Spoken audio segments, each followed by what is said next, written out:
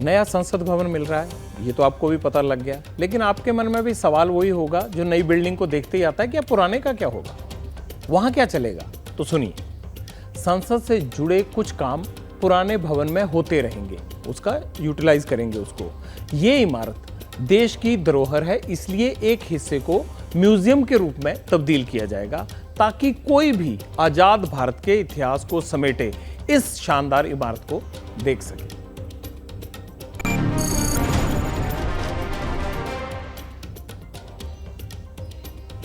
अब खबर दिखाते हैं आपको उन चीतों की जो अफ्रीका से भारत लाए गए हैं। 20 में से 9 चीतों की अलग अलग कारणों से मौत हो चुकी है। फिर भी भारत सरकार इस प्रोजेक्ट को ना सिर्फ कामयाब बता रही है, बल्कि इसके विस्तार के लिए भी तैयारी शुरू हो गई है।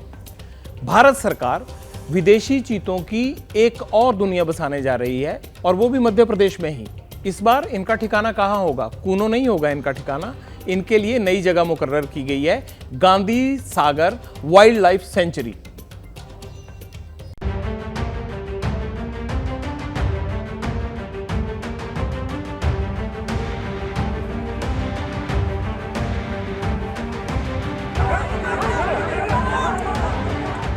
अगले 60 दिन में नए चीते मध्य प्रदेश आएंगे। तैयारी पूरी है।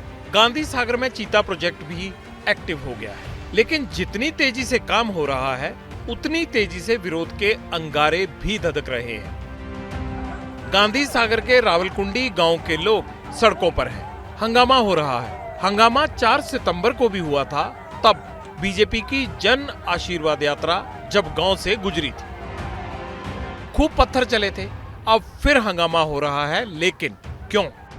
चीता प्रोजेक्ट के नाम पर भारतीय जनता पार्टी की दोगली नीति है। उसके अंतर्गत वो जो है गौ हत्या करवाना चाहती है। इस बात का दुख है। वहाँ लगभग 22,000 गायें हैं, उनके जीवन पर आसन संकट पैदा हो गया। जो सिर्फ गोचर के लिए स्पेशल थे, वहाँ सिर्फ गो चराई के लिए था, वो कंपाउंडमेंट भी हमसे छीन लिए।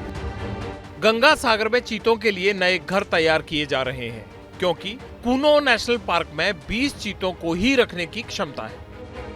मौजूदा वक्त में यहाँ 14 वयस्क और 1 मादा शावक मौजूद है। भारतीय दल भी साउथ अफ्रीका जा रहा है उच्च स्तरीय, वहाँ पर और चीतों के आने की कब उसकी डेट्स वगैरह उससे की जाएंगी।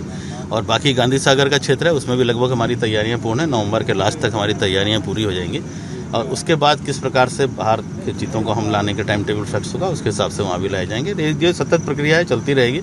ऐसा नहीं है कि लास्ट है, ये तो पहला कदम है। चीतों की मौत से कूनो नेशनल पार्क साल भर बदनाम रहा। एक साल में कूनो ने क्या खोया क्या पाया, कहां चूक हुई, कैसे चीते मरे और आगे कैसे बचेंगे, नया प्रोजेक्ट कैसे कामयाब होगा।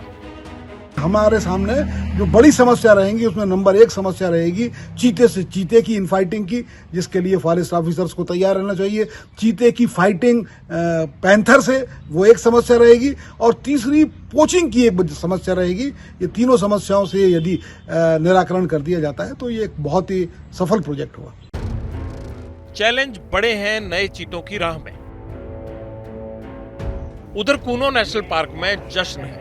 जश्न 1 साल की कामयाबी का, जिसमें चीता मित्रों और पार्क के कर्मचारियों को सम्मानित किया गया। प्रोजेक्ट चीता ने साल भर में बेहद उतार चढ़ाव देखे हैं। रीलोकेशन के इस महत्वाकांक्षी प्रोजेक्ट में ऐसे उतार चढ़ाव आते हैं, ऐसे जानकारों का मानना है। सरकार को उम्मीद है कि ये प्रोजेक्ट आने वाले दिनों में बेहद सफल होगा और जल्दी ही मध्य प्रदेश को चीतों का एक और नया डेस्टिनेशन मिलेगा। Brajesh Rajput, ABP news, Bhopal. पत्रकारिता कोई इमोशन नहीं है, ना अपना कोई ज्ञान देना है और ना कोई विचार थोपना है। पत्रकारिता क्या है? पत्रकारिता का मतलब है सही जानकारी इकट्ठा करना और तथ्य बताना। पत्रकारिता आज जितने महत्वपूर्ण दौर में है, शायद पहले नहीं थी। इस दौर से निकलने के लिए सिर्फ सच दिखाने की जरूरत है, वो सच जो आपके हित को आगे रखे। इसलिए अब रात 9 बजे प्राइम टाइम नहीं होगा, ये आपका टाइम है। जगविंदर पटियाल के साथ देखिए पब्लिक इंटरेस्ट, सोमवार से शुक्रवार रात 9 बजे सिर्फ एबीपी न्यूज पर। एबीपी न्यूज आपको रखे आगे।